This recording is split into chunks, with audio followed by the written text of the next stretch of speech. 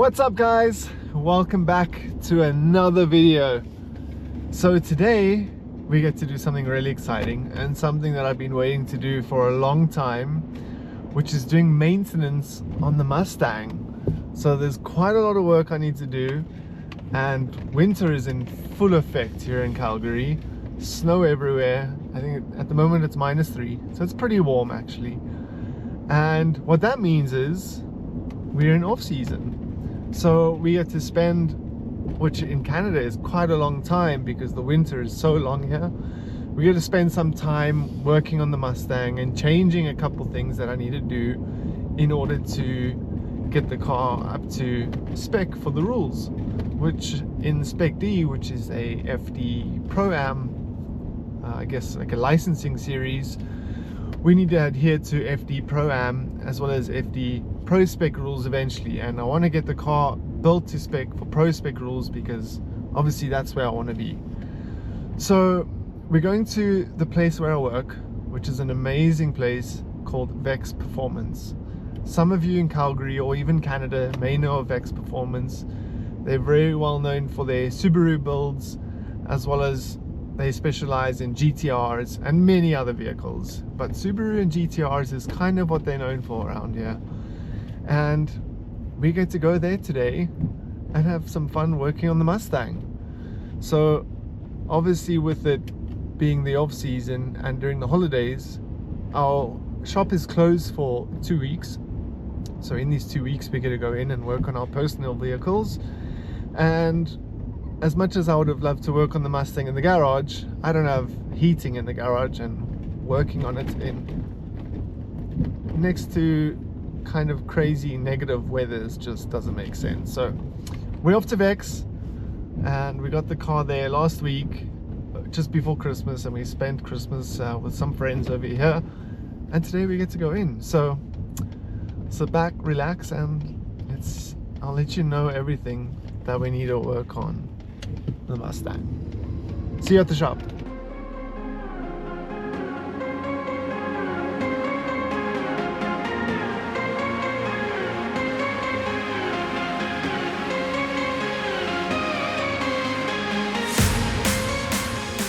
So we're here now at Vex Performance, and as you can see, the Mustang is in her bay.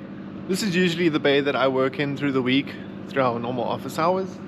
So while the shop is closed, I've turned my usual work bay into now the Mustang's work bay. So I'm going to go ahead, get the car on the lift, but quickly I want to give you guys a quick rundown of what we're going to be doing. So I know the compressor's going in the background, I hope it's not too noisy. Basically what we need to do on the Mustang is I need to get a new fuel system put in, which is only coming in a couple of weeks because Radium are moving. I want to build a new exhaust system from the headers all the way back. I need to rebuild the motor mounts. I need to rebuild motor mounts. I need to get new seats. My seats are expired, so I need to put new seats in. I need to fix up the bodywork because, as you can see, it's got damaged from the last couple of events. What else? I need to change the roll cage. So the roll cage, we have a few modifications we need to do on the roll cage to make it legal for the Spec D rules, which is basically the FD Pro-Am rules as well as the FD Pro Spec. One of the big things is our roll cage ties into the front strut mounts, and that's not allowed in their rules. So basically you just got to remove that pipe, and I have to run one cross in the back. And what else do we need to do? There's a couple more things I may be forgetting, but you'll see them as the video goes on. So yeah, let's get to it. Oh yes, one of the big things that I didn't let you guys know yet is over the winter in the car we ran a MoCool additive, which is good for coolants, but I later realized that it has zero antifreeze protection. So when I came to move the Mustang to the shop just last week, the whole coolant system had frozen over, which I know is not a good thing. I was not well informed that that would happen, but it has happened. Ryan T's just pulled in. So Ryan T's building a camper van out of that little GMC, or not so little GMC over there. But anyways, so the whole coolant system froze over, which I'm really hoping has not damaged anything, because you know when water freezes it expands. So I'm going to first of all do a leak down and compression test, because it's been also 7 years of abuse this thing has taken. I want to see what the cylinders and what the rings and everything looks like. I'm going to stick a Borescope camera down there and just check the compression and all that. But yeah, that was a big thing, the coolant. So now it's in a heated shop. Over time it's had a good couple days to thaw out, so yeah, fingers crossed everything is okay. It's crazy to think 7 years and we have not touched or opened this engine, haven't even taken a valve cover off this thing. I'm interested to see what the leak down is going to look like. So let's go ahead, get these valve covers off, or just the cover covers, the cover on the valve cover, get those off, pull the plugs out, have a look what the plugs look like. Not that that really matters, but and then we can go pull the plugs out and do the test. Let's get to it.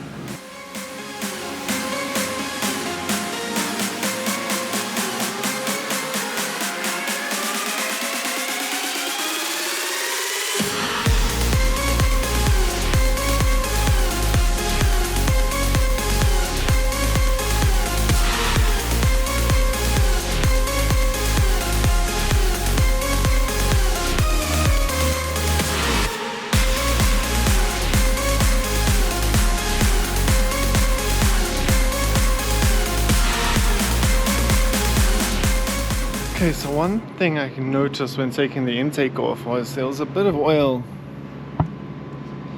sitting on the inside of the intake, which means she is breathing a little bit.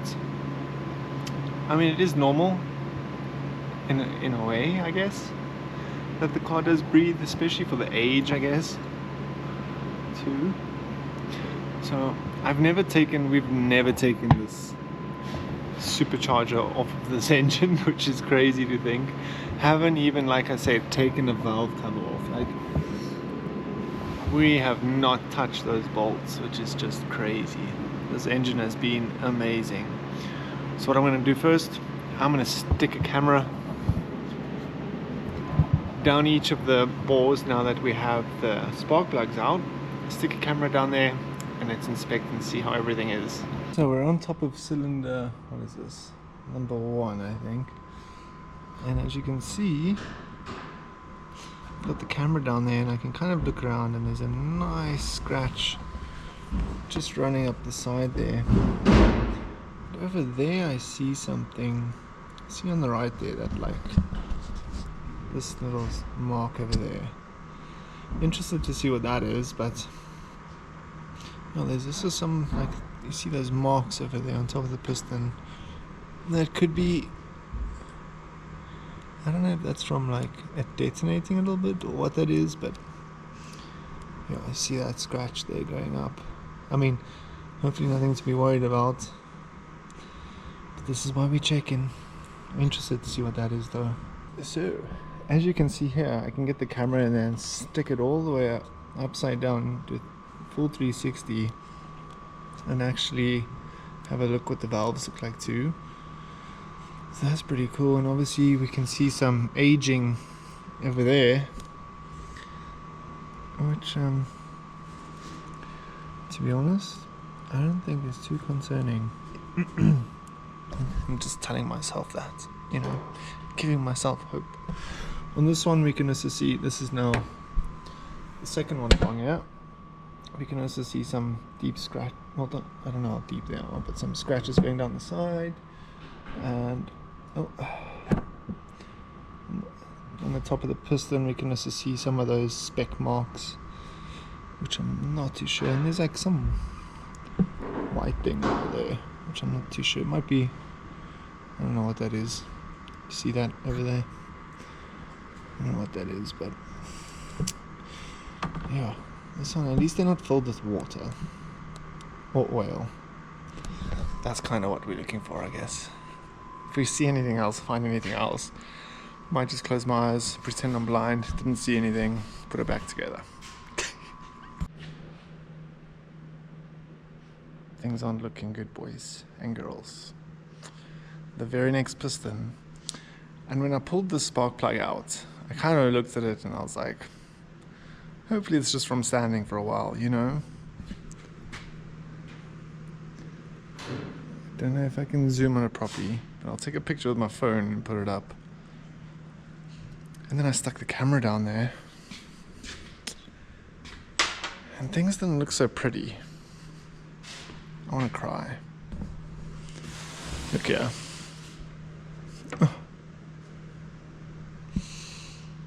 Oh, this sucks. Yep.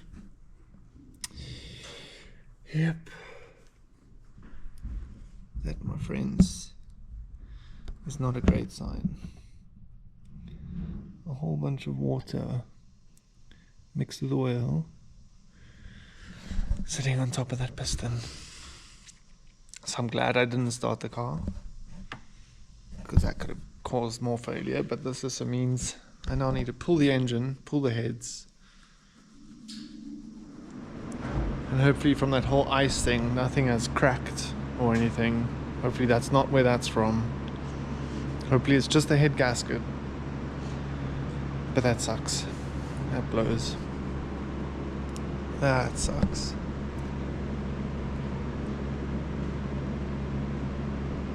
Yeah. Guys, it's going from bad to worse. Ish. So I'm looking down. Now I'm on the opposite side. I'm looking down this piston over here. And I'm like, okay. Looks pretty normal, you know, from up here. Let me try to get my point of view that I had. I was like, oh, okay, yeah, top of the piston. I'm like, why is it so shiny over there? So I go down, and my, oh, wait, I need to turn this thing. This is so hard. I've kind of noticed there's a whole chunk of piston missing. Oh, that ring is keeping a bit of this engine together. And where the other pieces? How long have I been driving it like that for? Because the piece you can actually see over there and over here where it's broken off, it's black. So it's been driving like that for some time. And where that piece is, I don't know. It's gone. It's gone. It's out the exhaust. It's gone. Maybe it's still lying in the exhaust. That's crazy, man. This is sad. No wonder I didn't sleep last night. I'm sad. Oh. And I was still telling myself, like, oh, why even carry on? I'm going to pull the heads off anyway. And I'm like, oh, let me just have a look at the others. Yep. Entire piece of the piston gone. What's crazy is there's not even marks on top of the valves. Let me try. There's 0 marks showing that there was a chunk of metal flying around in the cylinder. Like, I don't understand, man. But damn, this sucks. Fudge. I don't understand. Like, it's super clean on top there.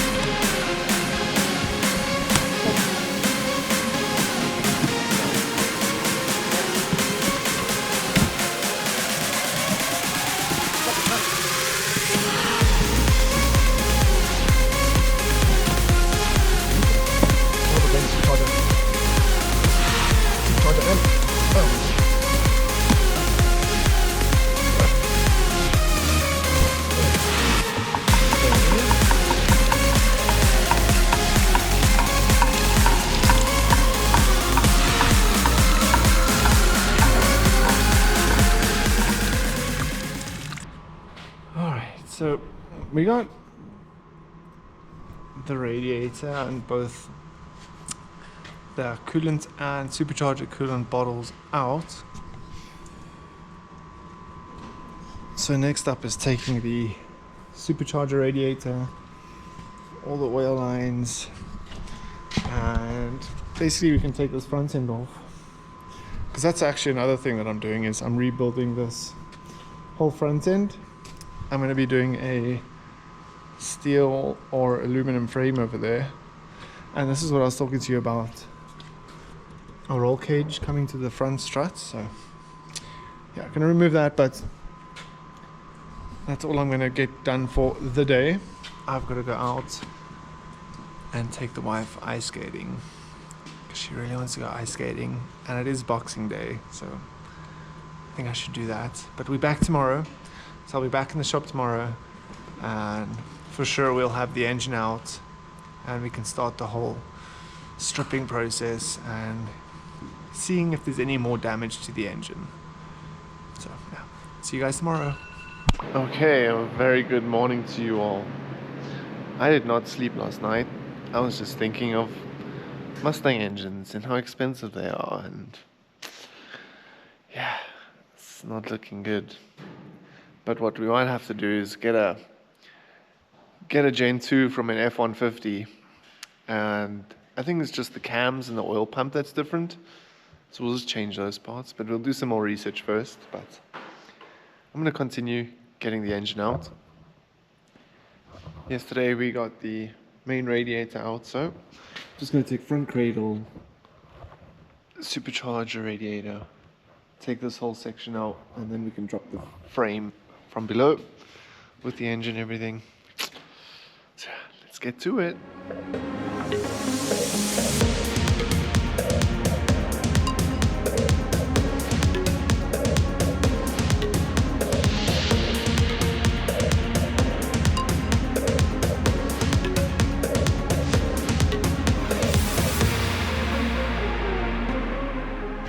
See if I can grab some sort of a sample.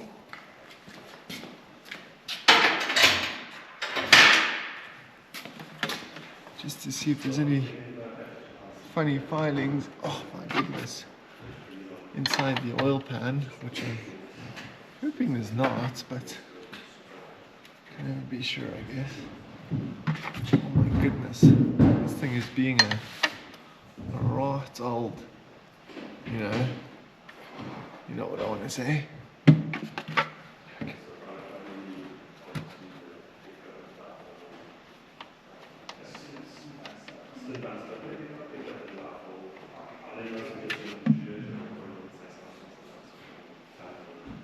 Oh my,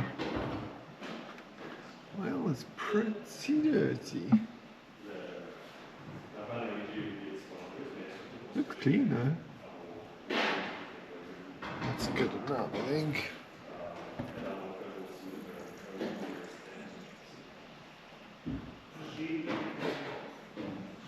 Nice.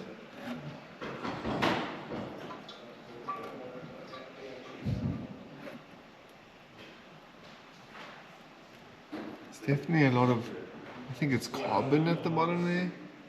I don't know if it is carbon.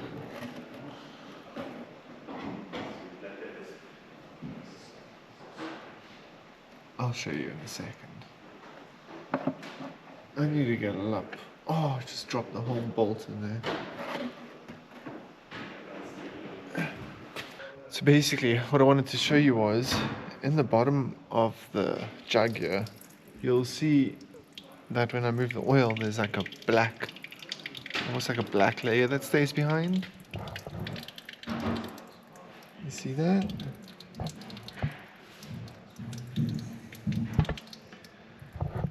Not too sure what that layer is. If it's like coating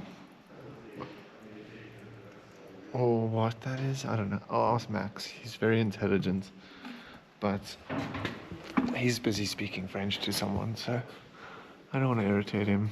I'll leave him be for now. Okay, well, that's drained.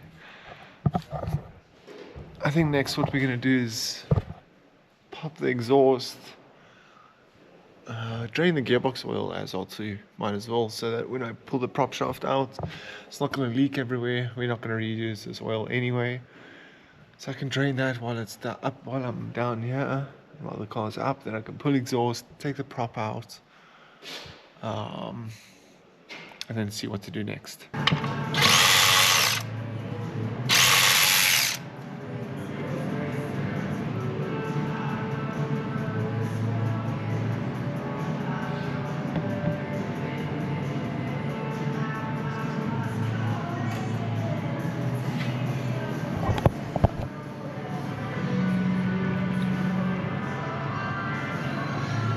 Feels like a waste. This oil looks so clean. Well, there's quite a lot of filings in it, to be honest.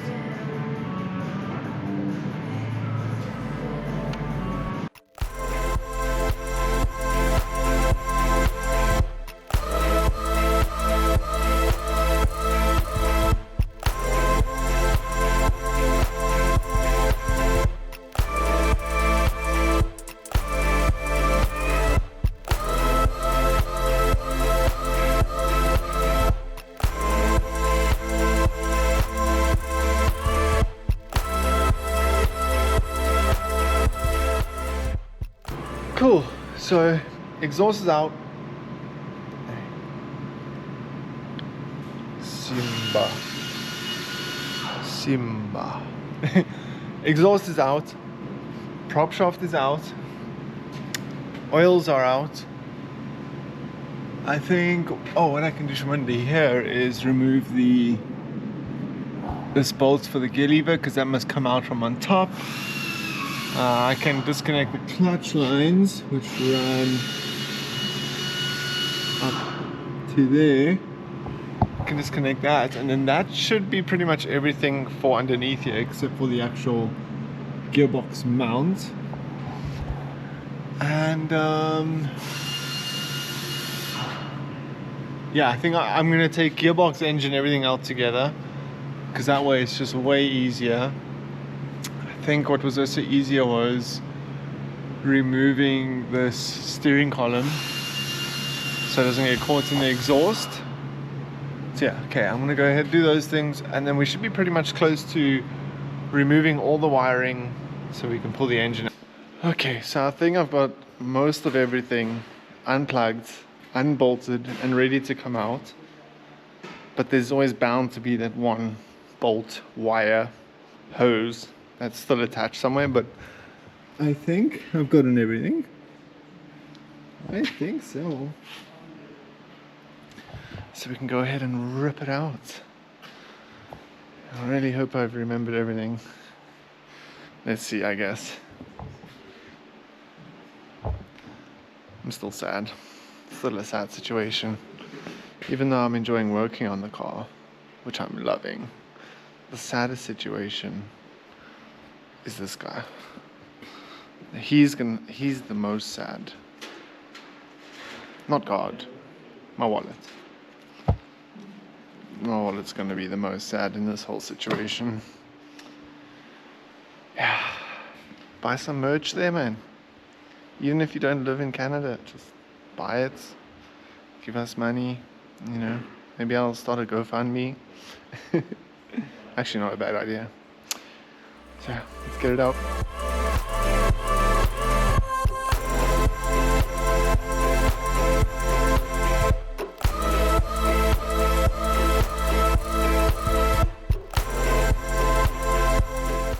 Okay, so the heart of the beast is officially out. So next we gotta do, zip the gearbox off, because we kind of need that off to obviously put the engine on an engine stand. And hopefully we have a spare engine stand lying around here so we can get the motor stripped apart. I think that's going to be main focus for now, is getting this motor stripped so I know what we're in for in terms of what I need to get. So yeah, gearbox zipped off, get the engine on an engine stand, and we can start taking it apart. That's going to be fun. My first Coyote tear down and rebuild, so that's going to be fun. So yeah, let's get to it.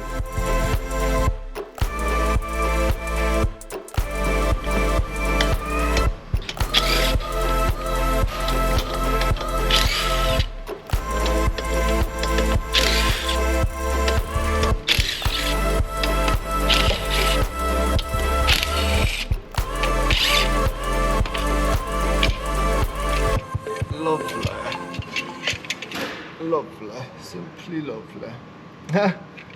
Look what my dad wrote on here.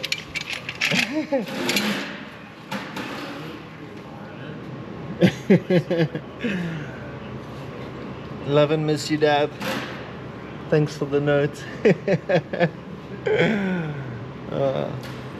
Mwah. Love it. Whew.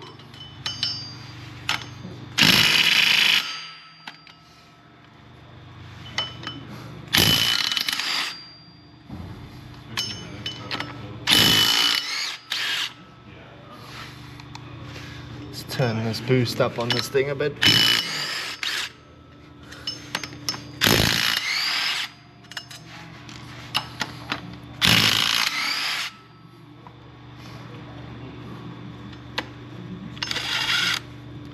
Come on.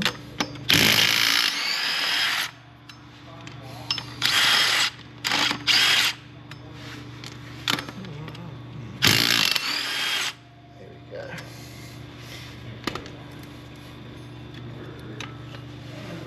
It's a huge ass flywheel, hey?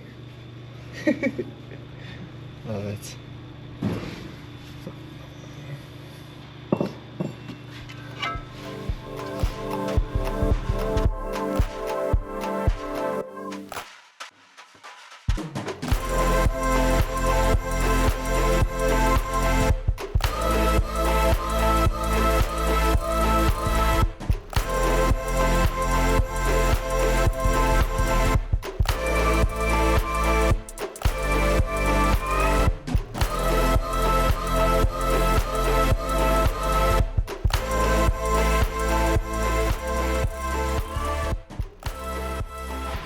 Okay, so the heart of the beast is out. Finally. She is out.